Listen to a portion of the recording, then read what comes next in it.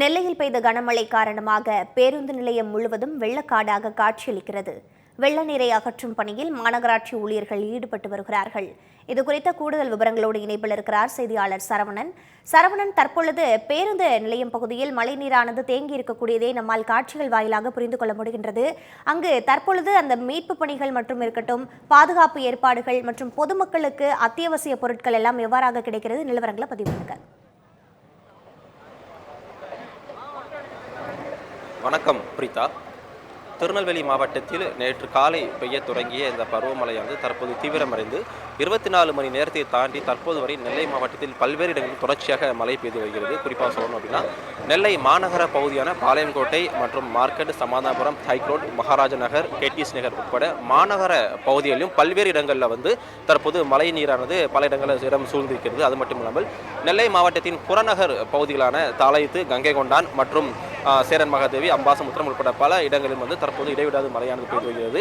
நாம் தற்போது நெல்லை ஜங்ஷன் பழைய பேருந்து நிலையத்தில் நாம் நின்று கொண்டிருக்கிறோம். இந்த பேருந்து நிலையத்தை சுற்றிலும் தற்போது அந்த மழை நீரானது சூழ்ந்திருக்கக்கூடிய காட்சி நாம் மிக நேரடியாகவே காணலாம். கடந்த ஆண்டு நெல்லையில் ஏற்பட்ட வெள்ளப்பெருக்கின் போது மிகவும் ஒரு பாதிப்படைந்த ஒரு பகுதி என்றால் திருநெல்வேலி பழைய பேருந்து நிலையம் அமைந்திருக்கக்கூடிய இந்த சிந்து பூந்துறை சாலை தான் மிகவும் பாதிப்படைந்திருந்தது. தற்பொழுது கடந்த ஆண்டு பெய்திருக்கக்கூடிய மழையின் போதே நெல்லை மாநகராட்சி நிர்வாகம் ஒரு முன்னெச்சரிக்கை நடவடிக்கை எடுத்திருக்க வேண்டும். தற்பொழுது நெல்லைக்கு அதிதீவிர கனமழை இருப்பதாக கூறி சென்னை வானிலை மையம் ரெட் அலர்ட்டும் இருக்கப்பட்டிருந்தது. ஆனால் அதை ஏற்று தற்பொழுது அந்த காட்சி நாம் நேரடியாக காணலாம்.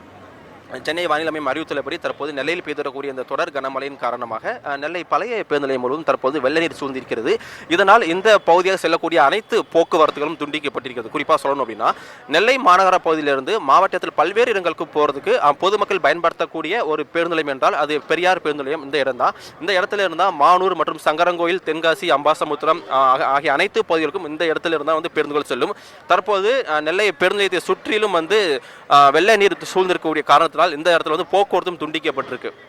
அது மட்டும் இல்லாமல் இந்த இடத்துல இருக்கக்கூடிய கால்வாய்களை பார்த்தீங்கன்னா அனைத்து இடங்களிலும் கூடிய நீர் நிரம்பியிருக்கக்கூடிய காரணத்தினால் மாநகராட்சி ஊழியர்கள் தற்போது அந்த கிரெயின் மூலமாக இந்த மீட்புகளில் ஈடுபட்டு வராங்க. தொடர்ச்சியாக மாவட்டத்தில் பல்வேறு இடங்களில் வெள்ள நீர் சூழ்ந்திருக்கிறது. தற்போது நெல்லை சந்திப்பு நிலையத்திலிருந்து நம்முடன் பொதுமக்களோடு இணைந்துகிற ஆடும் சில கேள்விகளை முன்வைக்கலாம். கொஞ்சம் காலில் மாட்டிருக்கோம். ஓகே சார், வணக்கம் சார். கடந்த ஆண்டு பெய்த கனமழையின் போதே நெல்லை ஜங்ஷன் பஸ் ஸ்டாண்ட் இதே மாதிரி தான் காட்சியளிச்சுது. எத்தனையோ முன்னெச்சரிக்கை கொடுத்தும் அந்த மீட்பு பணிகளை மந்தமாக இருக்கிறதா சொல்கிறாங்க. கடந்த மாதமே ஒரு முன்னெச்சரிக்கை நடவடிக்கை எடுத்திருக்கலாம். ஆனால் மாநகராட்சி தவறுதான் சொல்கிறாங்க. இதை பற்றி உங்களுடைய கருத்து என்ன சார்? சார், இது கடந்த வருஷம் இல்லை, ஒவ்வொரு வருஷமுமே நடந்துருக்கு. நான் 45 வருஷமாக இருக்குது. ஒவ்வொரு திருப்பு மழை பெய்யும் போதும் இங்கே திருவிழா மாதிரி பார்ப்போம் தண்ணி எப்படி போகுதுன்னு. ஏன்டா இந்த மாநகராட்சியில் இந்த மழைநீர் வடிகால் வாரியத்தை சரி செய்யாததான் காரணம். இப்போ ஈரடுக்கு மேம்பாலம், அதாவது கருணாநிதி அவர்கள் கட்டின ஈரடுக்கு மேம்பாலம், ரயில்வே ஸ்டேஷன், சிந்து முந்தரை, இந்த 3 இடத்துல வர தண்ணீர் வடிகாலில் போகாமல் ரோட்டில் ஒரே பாயிண்ட்டுக்குள்ளே போகும்போது, அதுவும் ஆக்கிரமிப்பில் இருக்கும்போது எப்படி போகும்? இந்த சின்ன விஷயத்த பல திருப்பு கம்ப்ளைண்ட் கொடுத்தாச்சு. இவங்க எல்லாரும் எப்போ செய்வாங்கன்னா, மழை பெஞ்சு திருநெல்வேலி பஸ் ஸ்டாண்டு நீச்சல் குளமாக மாறின உடனே ஒரு ஜேசிபியை கொண்டு அந்த இடத்துல உடச்சி விட்டு தண்ணியை போக வைப்பாங்க. இதுதான் வட்ட நடக்கு.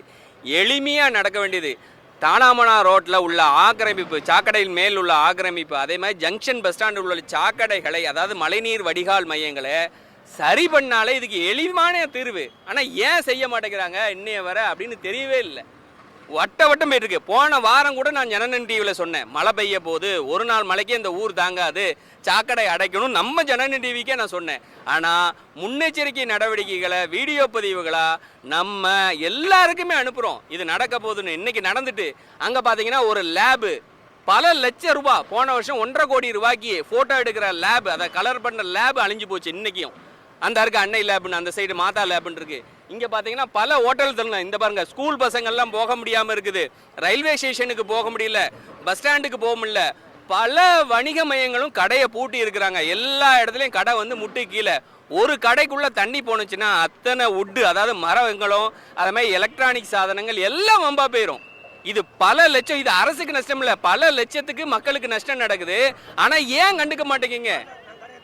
இந்த பாருங்க, இந்த ஐயாவோட இங்க வாங்கயா, இந்த ஐயாவோட கலர் லேபு தான் வருஷம் போன வருஷம் எவ்வளவு நஷ்டம்? 8.5 கோடி ரூபாய்க்கு பெரிய மிஷின், அது நஷ்டம். இன்னைக்கும் தண்ணி வந்தாச்சு. எவ்வளவுயா? அவரோட கஷ்டத்தை ஐயா, இது காரணம் என்னையா காரணம்? இந்த ஓடையை கிளீன் பண்ணணுங்க. இந்த ஓடை இல்ல, ஆக்கிரமிப்பு ஓடை. ஓடை 30 அடி ஓடை 30 அடி ஓடையே காணல. ஓடையே காணல, மாநகராட்சி ஓடையே காணல. அதே மாதிரி ஈரோடுக்கு மேம்பாலத்து பக்கத்துல 2 சைடுல உள்ள அணுகுச்சாலையில உள்ள ஓடையை காணும். ஓடைய ஃபுல்லா காணாம போனா என்ன செய்ய முடியும்? பொதுமக்கள் கூறிய கருத்தை கேட்க முடிந்தது பிரீதா. இவ்வளவு ஆவேசமும் நமக்கு புரிகிறது. ஏற்கனவே கடந்த ஆண்டு பெய்த கனமழையின் காரணமாக எத்தனையோ முன்னெச்சரிக்கை நடவடிக்கை மாநகராட்சி நிர்வாகம் எடுத்திருக்கலாம். ஆனால் தொடர்ச்சியாக ஒவ்வொரு ஆண்டும் இவர் சொன்ன மாதிரி பார்த்தீங்கன்னா கிட்டத்தட்ட 45 ஆண்டுகளாக இந்த நெல்லை ஜங்ஷன் பேருந்து நிலையம் இப்படி தான் காட்சியளிக்கிறது. ஒரு பருவமழை, அதாவது ஒரு நாள், கடந்த 24 மணி நேரத்தில் பெய்த ஒரு நாள் மழைக்கே முட்டிய அளவுக்கு தண்ணி இருக்குது. மேலும் இந்த பழைய பேருந்து நிலையத்தை சுற்றிலும் பல வணிக நிறுவனங்களும் பல கடைகளும் செயல்பட்டு வருகிறது. எல்லா வியாபாரிகளுமே பார்த்தீங்கன்னா லட்சக்கணக்கில் முதலீடு போட்டு இந்த வியாபாரத்தை செய்து வராங்க. இப்போ அனைத்து கடைகளையும் வெள்ளை நீரானது பூந்திருக்குது. அந்த காட்சி நம்ம நேரவே காணலாம். தற்போது நெல்லை மாநகராட்சியை சேர்ந்த அதிகாரிகள் தற்போது மீட்பு பணியில் ஈடுபட்டு வராங்க. அது மட்டும் இல்லாமல் இந்த ஜங்ஷன் பேருந்தை சுற்றிலும் பல ஓடைகள் ஆக்கிரமித்து கடைகள் கட்டப்பட்டதாகவும் பொதுமக்கள் குற்றச்சாட்டு முன் வச்சிருக்காங்க. அதாவது ஒரு பருவமழை பெய்தால் அந்த கால்வாய் வழியாக தான் அனைத்து மழை நீரும் வெளியேற வேண்டும். ஆனால் தற்போது அனைத்து கால்வாய்கள் மற்றும் அந்த ஓடைகளையும் ஆக்கிரமித்து பல வணிக நிறுவனங்கள் இந்த இடத்துல வந்ததுனால தற்போது நெல்லை ஜங்ஷன் பழைய பேருந்து முழுவதுமே ஆக்கிரமிப்பு செய்திருக்கக்கூடிய ஒரே காரணத்தினால மட்டும்தான் தற்போது இந்த முட்டி அளவுக்கு மேல் தண்ணியானது நிரம்பி இருக்கதாகவும் கூறப்படுகிறது. தற்போது மழை வெள்ளநீரில் சிக்கி இந்த பேருந்து வரக்கூடிய காட்சி நம்மால் காண முடிகிறது. ஒரு நாளைக்கு 100க்கும் மேற்பட்ட பேருந்துகள் செல்ல வேண்டிய இந்த இடத்துல 1-2 பேருந்துகள் மட்டும்தான் தற்போது செல்கிறது. அது முக்கியமான இடங்களுக்கு மட்டுமே நெல்லை அரசு போக்குவரத்து கழகம் சார்பாக பேருந்துகள் விடப்பட்டிருக்கிறது. அந்த காட்சி நமக்கு நேரடியாக காணலாம். நெல்லையில் பெய்த ஒரு நாள் மழைக்கே தற்போது நெல்லை மாநகரம் முழுவதும் ஸ்தம்பித்து காணப்படுகிறது. இது தொடர்ச்சியாக மாநகராட்சி நிர்வாகம் தொடர்ச்சியாக பல முன்னெச்சரிக்கை நடவடிக்கை எடுக்கணும் மாதிரி கோரிக்கை முன் வச்சிருக்காங்க. ஒரு நாள் மழைக்கே தற்போது நெல்லை மாவட்டத்தில் இருக்கக்கூடிய இந்த ஜங்ஷன் பேருந்துலையும் தற்போது வெள்ளத்தில் மூழ்கி இருக்கக்கூடிய காட்சி நம்மால் காண முடிகிறது. புரியுதா? கனமழையால் நெல்லையின் முக்கிய சாலைகள் வெள்ளக்காடாக காட்சியளித்துக் கொண்டிருப்பதை நம்மால் பார்க்க முடிகின்றது. அங்கு இருக்கக்கூடிய பொதுமக்களும் பல்வேறு குற்றச்சாட்டுகளை முன்வைத்திருக்கிறார்கள். கள நிலவரங்களுக்கு நன்றி சரவணன்.